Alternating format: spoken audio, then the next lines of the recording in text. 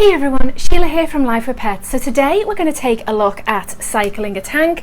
We're on episode 4. If you haven't seen the other episodes and you want to do so, I will leave the playlist linked in the little top iCard and you'll be able to take a look at it after this video.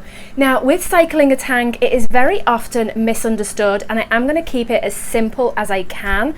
I'm going to show you exactly what happened with our tank over the weeks of cycling it, and I'm going to explain that process and exactly what is happening.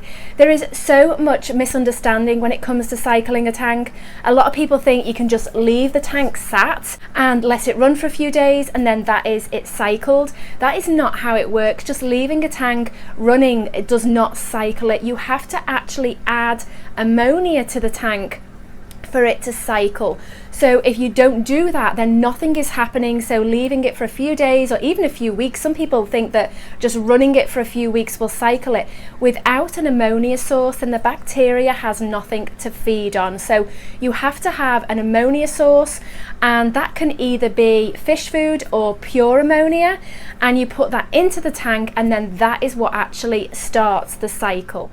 So the tank was actually set up for 1 week before I started to test the water, and that was because I was sick.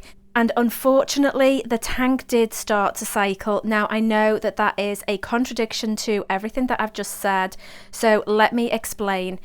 Depending what you have in your tap water, then you are actually going to be adding ammonia into the tank just in your regular water changes. And that is if you have chloramines in your water.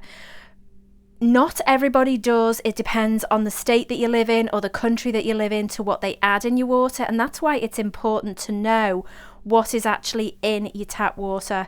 So for us, we do have chloramines in the water, and so when you add your water conditioner to it, what happens is it takes the chlorine out of the water, and then that actually then means that you're left with ammonia, which your water conditioner will then bind to make it safe for your fish. Now, if the tank is not cycled, then the bacteria in the tank can't take care of the ammonia in the water, and that is why it's very, very important that you do cycle your tank and also that you do have a filter. Without the filter, once the 48-hour binding period is over, then those chemicals are then released back into the tank, making the water very toxic for your fish. So unfortunately, because I was sick for a week, I left the tank standing, and because of the nature of our water, the tank did start to cycle. So these are the results of the first week of the tank having been stood there, and basically it was starting to cycle itself. Now, I did go on and cycle the tank as I would normally, and I'm going to show you that process as well. So these are the results after the first week of me doing absolutely nothing other than filling the tank up and adding the prime, and we did end up with it partially cycled. Now, the test kit we use is the API Master test kit, and it's for the fresh water, and as you can see, we have about 0.25 ppm. ppm is parts per million, and you want your ammonia to be on 0.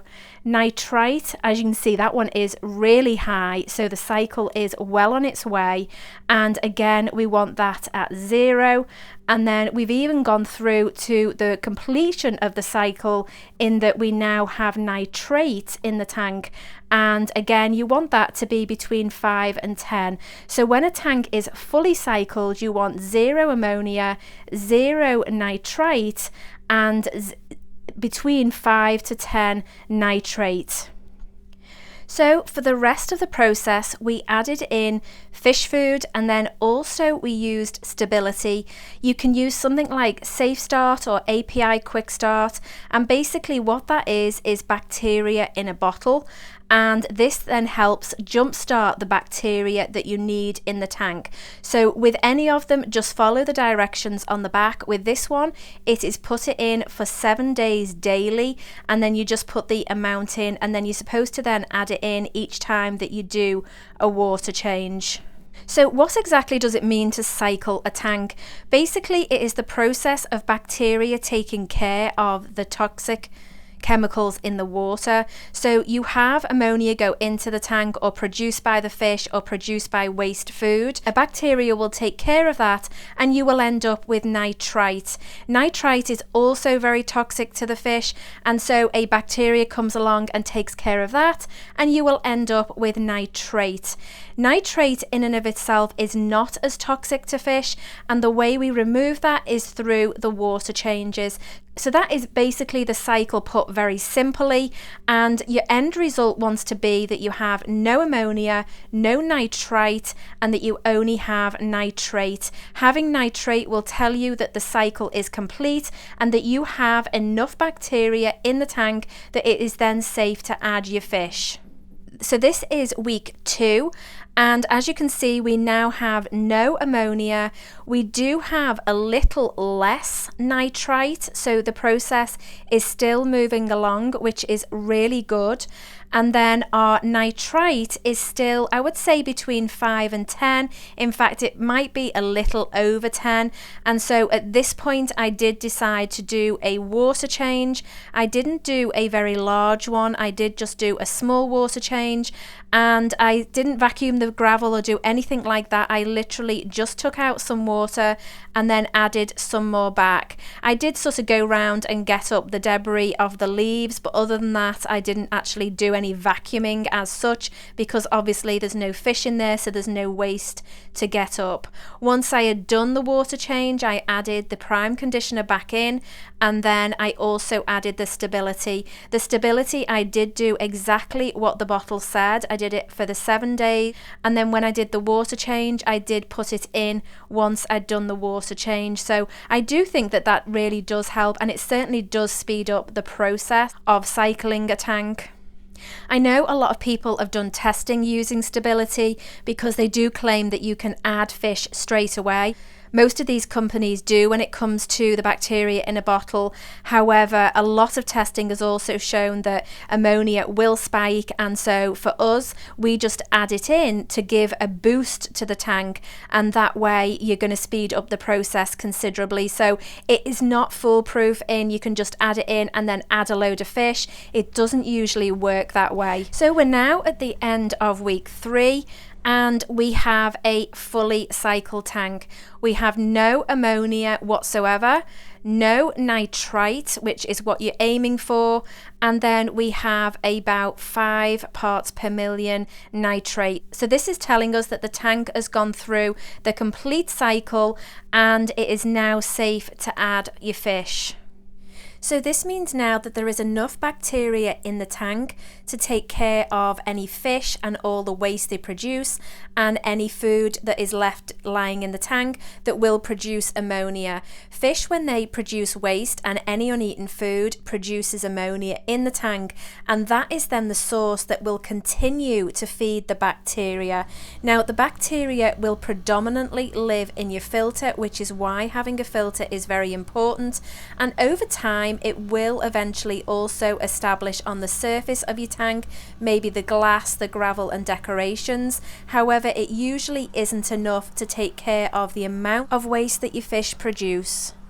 So I do hope that this has given some insight into cycling a tank. I think probably one of the most important things with this process is it really is a simple process. It just requires a lot of patience. So be patient with it and just let the tank take its course, and it will eventually cycle and then be safe for fish. As this is a very comprehensive subject, I'm sure there's things I've forgotten, so if there's any questions that you have, just leave them in the comments box below.